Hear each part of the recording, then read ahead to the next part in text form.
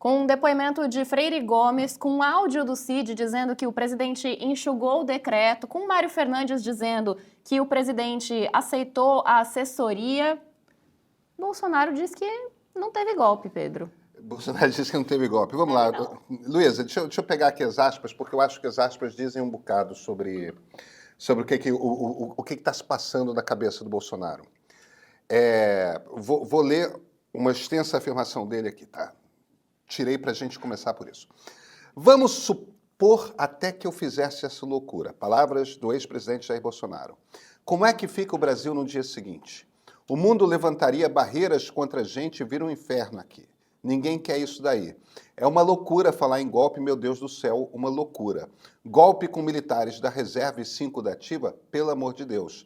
E outra coisa, golpe existe em cima de uma autoridade constituída que já tomou posse. O Lula já tinha tomado posse só se fosse em cima de mim o golpe. Outra aspa. Agora, todas as medidas possíveis dentro das 4 linhas, dentro da Constituição, eu estudei. O que Bolsonaro está fazendo aqui? Primeiro, as 4 linhas dele são muito largas, né? Evidentemente, mas o ponto que ele está fazendo, que eu acho que é importante a gente entender, é o seguinte. Número 1, não tem ninguém defendendo o Bolsonaro. Não tem ninguém defendendo o Bolsonaro. O Tarcísio, no primeiro dia, quando começaram a estourar as informações sobre os papéis da polícia e tudo mais, o Tarcísio soltou um tweet, imediatamente se recolheu. Valdemar da Costa Neto foi indiciado também, recolhido. Está todo mundo recolhido, está todo mundo desesperado, está todo mundo calado. Aí o tenente-coronel Cid vai no Supremo, fala um monte de coisa. O que ele falou? O advogado dele vai na Globo News, se vira e falou que ele confirmou, sim, o Cid foi lá, confirmou que o Bolsonaro estava por dentro de tudo. Aí, imediatamente depois, o advogado se vira, não, veja bem, não é assim, e talvez ele não tenha exatamente falado, se eu falei, vocês se confundiram, eu me confundi, aquela coisa, né? Lembrando que a gente deduz que falou porque o Moraes queria saber especificamente sobre isso, né? Mas é uma dedução. A gente não sabe exatamente, e o Bolsonaro não sabe exatamente, até porque o tenente-coronel Cid está morrendo de medo de ser preso, e se ele tem qualquer tipo de contato com qualquer outro dos investigados, direto ou indiretamente, ele vai imediatamente preso, cai o acordo de delação dele e tal. Então a gente está numa situação em que Bolsonaro não tem quem o defenda. Então precisou ele mesmo fazer esse papel. É uma posição extremamente delicada, mas eles sentiam de alguma forma que alguém precisava falar algo. Agora, você vai falar o quê?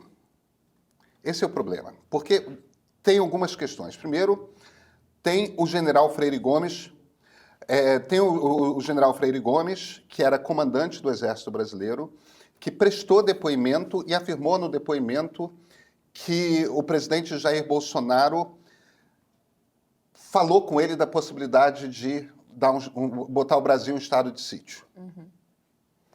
O Bolsonaro não pode negar isso.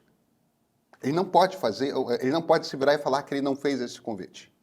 Porque tem o comandante do Exército e tem o comandante da Aeronáutica falando que ele fez esse convite. Então ele não pode negar isso. Isso é um problema.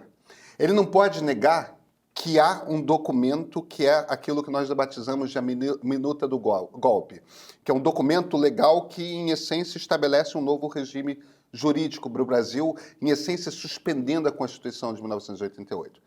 Ele não pode negar aquilo. Ele não pode negar que houve diversas conversas para matar Lula, matar Geraldo Alckmin, matar Alexandre de Moraes. Ele não pode negar que oficiais do Exército Brasileiro, oficiais da ativa, fizeram campana ao ministro Alexandre de Moraes, que na época presidia o Tribunal Superior Eleitoral. Nenhuma dessas coisas ele pode negar. Então ele está numa situação ali que ele precisa construir um discurso no qual há alguns itens que ele não pode negar e, simultaneamente, ele tem que negar tudo. Então, a história que ele começa a contar é a seguinte. Olha, eu estudei medidas que estavam dentro da Constituição. O estado de sítio está dentro da Constituição. Eu estudei, não estou dizendo que eu fiz nada. Ah, tem uns aloprados ali Imagina, uns caras da reserva, uns caras que falaram de coisas, pensaram em coisas, eles estavam com raiva, eles estavam isso, eles estavam aquilo, mas eles estavam falando por falar, eles não estavam... Então, ele, no fim das contas, tem que tratar tudo aquilo que ele fez como se fosse algo que não tem nenhum tipo de relacionamento com um golpe de Estado. O problema é que tudo tem relacionamento com um golpe de Estado.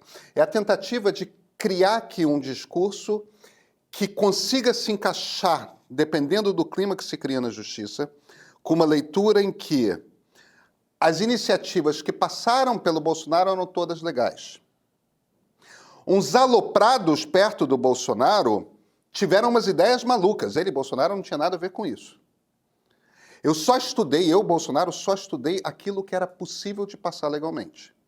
E ainda assim foi só estudo, nada foi de fato feito, vocês viram aqui. Então, o que vai caber aqui a Polícia Federal e a Procuradoria-Geral da República provarem é que mais do que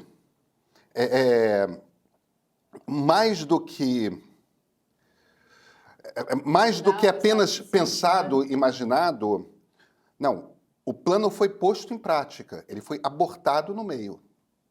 Não houve uma decisão final de executar, mas ele foi até o limite. Porque é isso que a investigação da Polícia Federal leva a crer. E que o presidente Jair Bolsonaro estava envolvido com isso até o fim.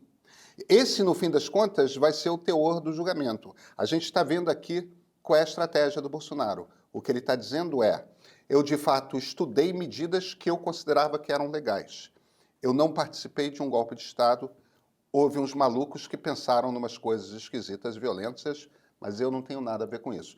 Jair Bolsonaro, sendo Jair Bolsonaro, ele incita as pessoas a fazerem coisas por ele, mas aí, na hora H, quando é na hora de de assumir qualquer responsabilidade pelos seus próprios atos, Jair Bolsonaro é o grande covarde que sempre foi desde que era um capitão da ativa. Meio Premium Black Friday, por apenas R$ 2,99. R$ 2,99 você experimenta um mês com todos os benefícios e produtos do Meio Premium. Aplicativo de streaming, 4 edições de sábado, meio político, prioridade na entrega da newsletter diária do Meio e muito mais. Só R$ 2,99 para experimentar tudo isso. Aproveita, mas corre, porque a promoção só vale essa semana até a Black Friday.